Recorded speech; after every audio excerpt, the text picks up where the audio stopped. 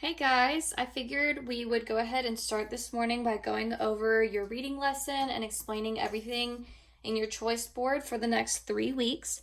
I know it's going to be a lot all at once, but I just want to make sure that you really understand everything that's being asked of you in this choice board.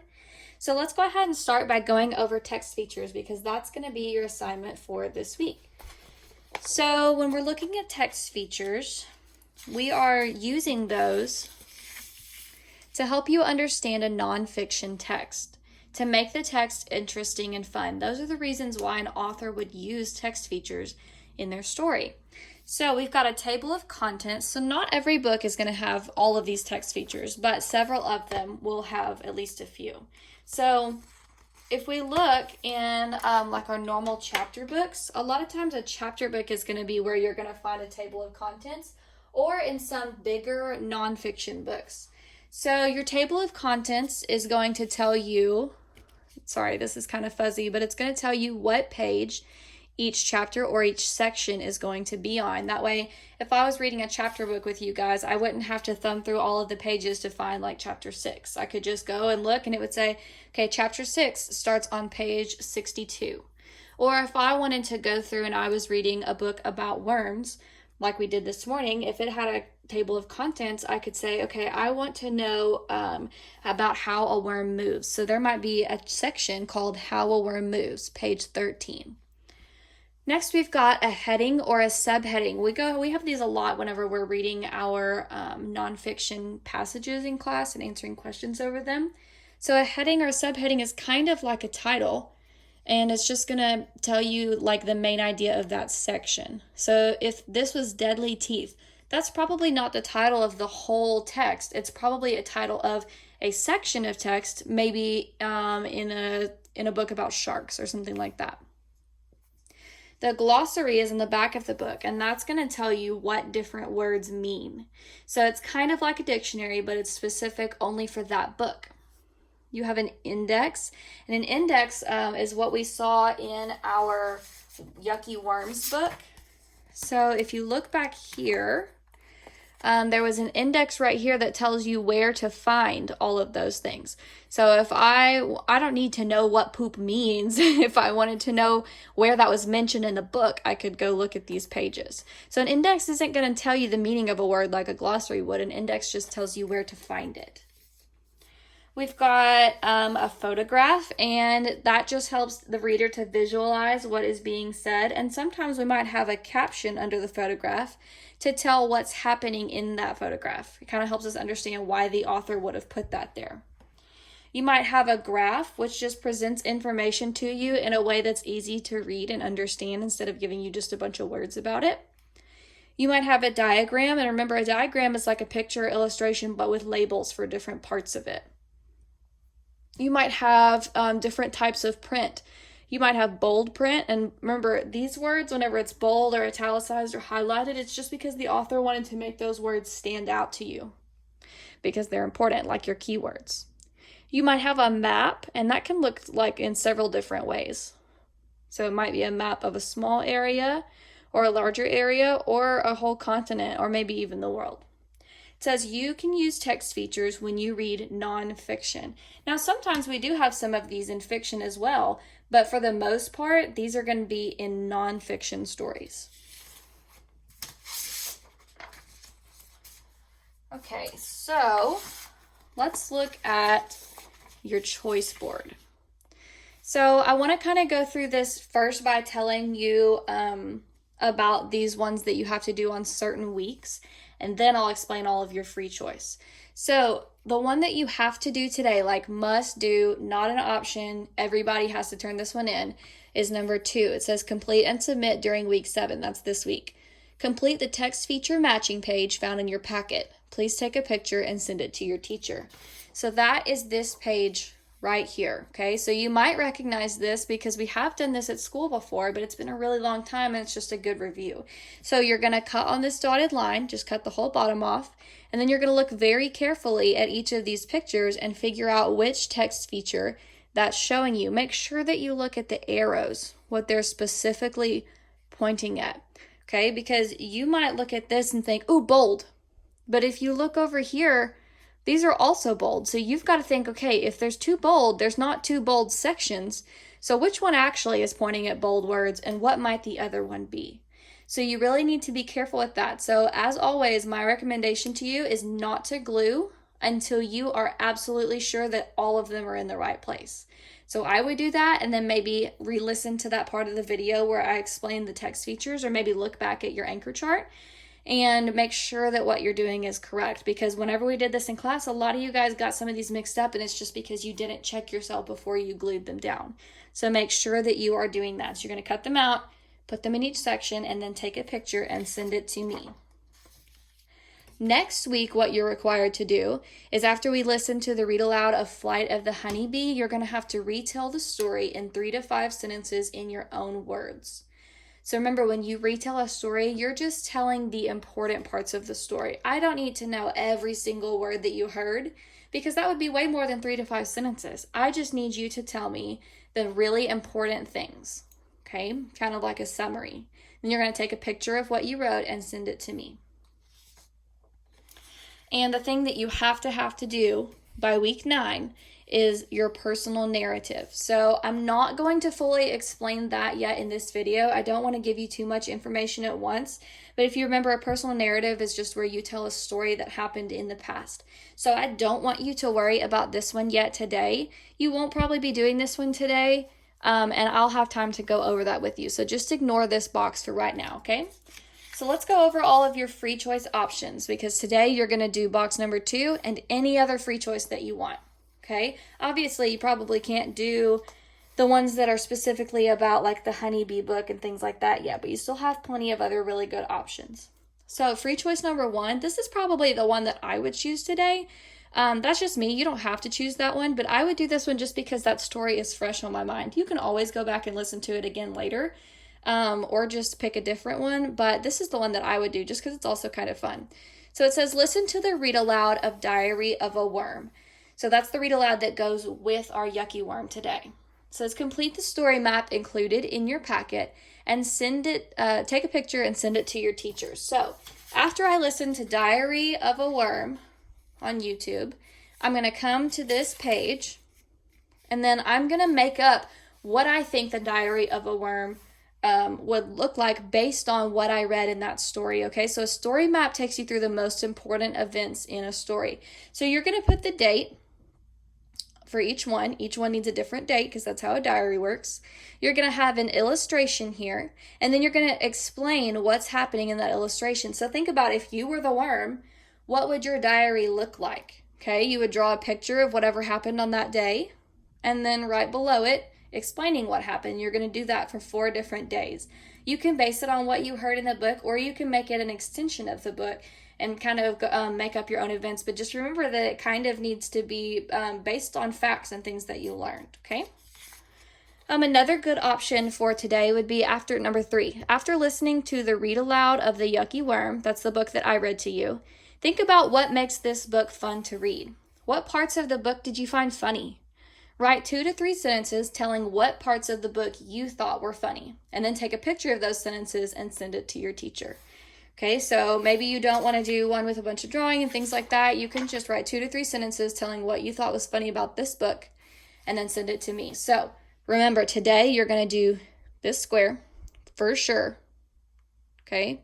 And then you can do this one based on the YouTube read aloud, or this one based on what I read to you, or you can pick any others. But those would be my 2 recommendations just because they go with the worm stuff that we listened to. Okay, number 4 free choice says, draw 3 emojis that show feelings and ask a family member if they can guess what feeling is shown. Take a picture of you asking your family member with your emojis and send the picture to your teacher. Okay, so that's kind of a fun one. You want those 3 emojis to display a feeling, okay? So then you're going to ask the family member, what feeling am I trying to describe with these emojis? Number 5 says complete, we already did that one. Go to number 6. The honeybee is one of the most important animals on the planet. Can you think of another animal or insect that is important and why? Write 3 to 5 sentences telling why this animal or insect is important. Please take a picture and send it to your teacher. So you haven't listened to the flight of the honeybee yet, but that may not matter. You might already know about an animal or insect that's important and some reasons why. If you do, you can go ahead and do that one, or you can save it for a different week. That's up to you. So make sure you notice this part down here. It says that your choice board is continued on the next page. It's not just this page because we've got 3 weeks worth. So back here we have free choice. Practice your sight words. Play war with a family member and see how many words you can name automatically. Please take a picture and send it to your teacher. So this has been on all of your choice boards so far, so you should know how that one works at this point. Number 8, free choice, says grab your favorite beach towel and your favorite book. Find your favorite spot to read. Read your book and complete the book recommendation form found in your packet. That is this page right here. Okay, so it says write a book review. So let's say that I went outside and I read Yucky Worms. Okay, so right here on my title, I'm going to write Yucky Worms. Now, this is not my favorite book, and I doubt it's any of your favorite books, so please don't copy this. I'm going to write Yucky Worms here, and I'm going to look for my author, Vivian French, and I'm going to write her name right here. Now, I really actually liked this book because it made worms seem a little bit less gross to me. And it kind of taught me about like why I should be appreciative of them, even if I think they're kind of gross. So I'm going to give this one a 4-star rating, so I would color in all of my stars. If you didn't like it so much, it was just okay, you might just give it 2 or 3 stars. But if you're talking about your favorite book, chances are you're probably going to want to give it 4. Now I'm going to give a summary of my book. Okay, so Yucky Worms was my story, so I would just sum up what happened. I might say something like a little boy was in a garden with his grandmother, and she taught him all about the things that worms do. By learning from his grandmother, he realized that worms are actually important and make pretty good friends. Okay, favorite part. Notice that summary was really short. It just gives me the main idea. Okay, favorite part of this book. My favorite part of this book, let me look back through.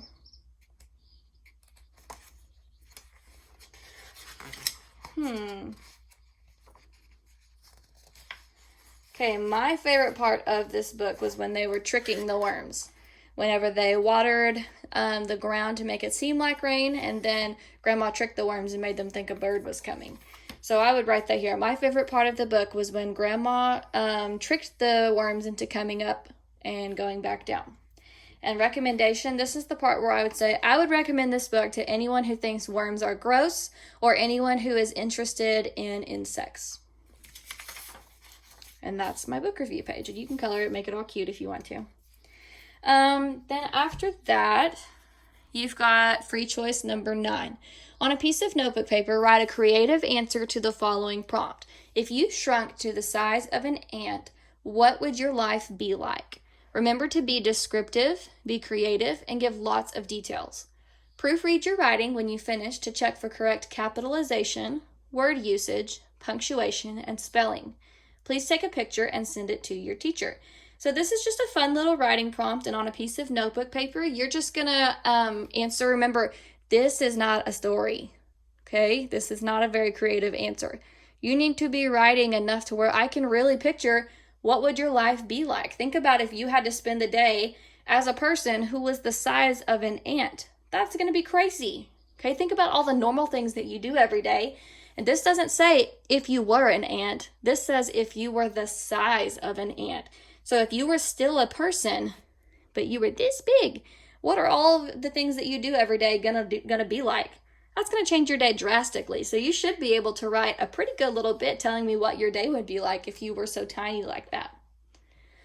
Number 10, free choice, says divide a piece of paper into 3 sections. So let me grab a piece of paper real quick so I can show you what you're going to be doing. I know I had some paper here somewhere. Okay, here it is. So it says divide a piece of paper into 3 sections. You might have to get a parent to help you with this, or you might be good at folding, but 3s are kind of hard. Okay, label the sections past tense, present tense, future tense.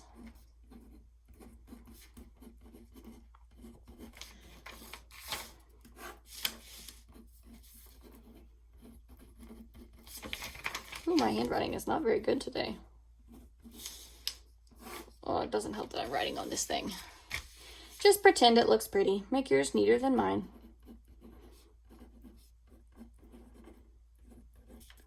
All right.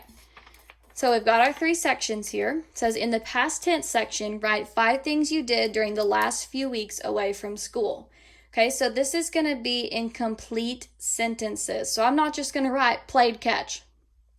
I'm going to say, I played catch with my brother. I went running with my sister. I went swimming with my cousin. I baked cookies with my grandma. I planted roses in our garden. Notice all of those things are written in past tense. I'll talk about that more in a second. Present tense, you're going to write 5 things that you or a family member are currently doing. So I am doing my homework. My mom is baking cookies. My dog is taking a nap. Jordan is working on the house. My dad is driving. Those are all things that people are doing right now. Future tense, it says write 5 things you're looking forward to doing when everything goes back to normal. I will go to Target.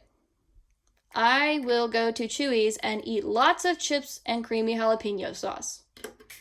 I will travel wherever I want to. I will hug all of my friends. I will try to see all of my students. So those are things that I will do in the future. So let's talk about the difference between those verbs for just a minute. So we've got present tense, past tense, and future tense. So the present tense of a verb tells that something is happening now. So I am eating the apple. Notice this ending, ing. Zoe is sleeping. I am working. My mom is baking. Those are things happening right now. Past tense are things that already happened. I ate the apple. Now, usually past tense is going to end in ed unless you have one of these funky words like this. Okay, so I ate cookies yesterday. My mom baked a pie. My grandma went to Sam's.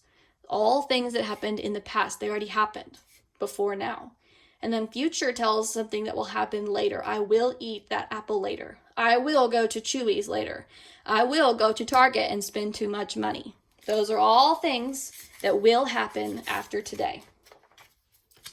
Okay, so let's look at just a few more examples of that. Past tense usually ends with ed. Walked, played, baked, skipped. Present ends with ing. It's happening right now. I am skipping. We are playing. He is walking. She is baking.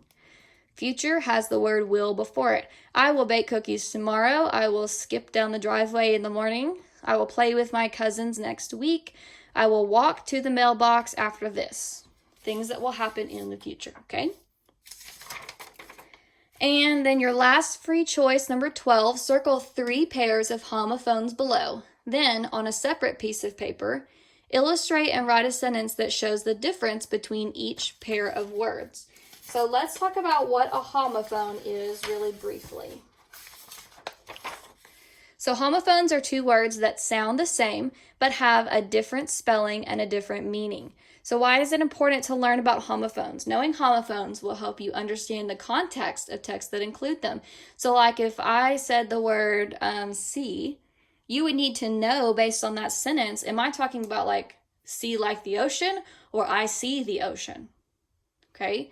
It says knowing common homophones will help you be an accurate writer and use the correct spelling in your writing. If you were writing and you said, I got a new pair of shoes, I'm going to be very confused because a pear is a fruit.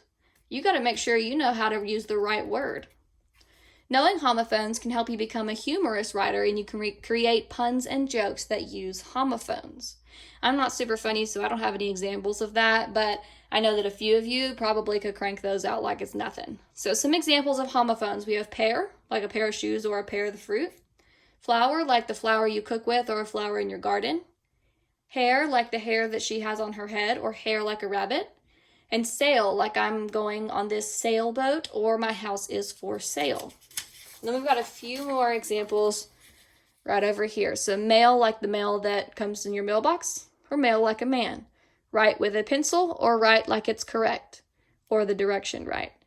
Flower in your garden, flower you cook with. See with your eyes, see like the ocean. Witch, like which one, or witch like evil witch. So on your piece of paper, you are going to circle 3 pairs of homophones. So let's say I wanted to do night, sun, and stare. Okay, then what I would do is on my piece of paper, I'm going to illustrate and write a sentence that shows the difference between these words. So if I chose night, I'm going to put night up here and night down here. And then I'm going to do sun and sun.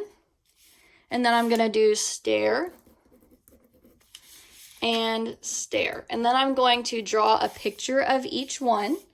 So I might draw a picture here. I don't want to draw all the pictures because I'll give them all away to you. So I'm just going to draw a box where my picture would be. So you would draw your picture to show me what each one was. And then you're going to write a sentence for each word. So you might have like, I saw a knight in shining armor, or my dog likes to bark at night. You might say, the sun is shining very bright today, or my son was acting terrible today. You might say, I climbed up 3 flights of stairs, or you might say, that man likes to stare. Okay, so you've got to figure out a picture for each one and a sentence for each one. So you'd write your sentence just underneath, like where my lines are. And this is just showing that you know the difference between the homophones and how to use them in a sentence. So make sure you check your spelling when you do that, and then take a picture and send it to me. So that is all of your free choice for right now. Remember, I didn't go over the personal narrative today. I'm going to do that in a separate video later on because I don't want to completely overwhelm you, because I know that this was already a lot for one video. So you can refer back to this video anytime in the next 3 weeks to kind of help you remember what each box wants you to do. And as always, if you have any questions, don't hesitate to ask.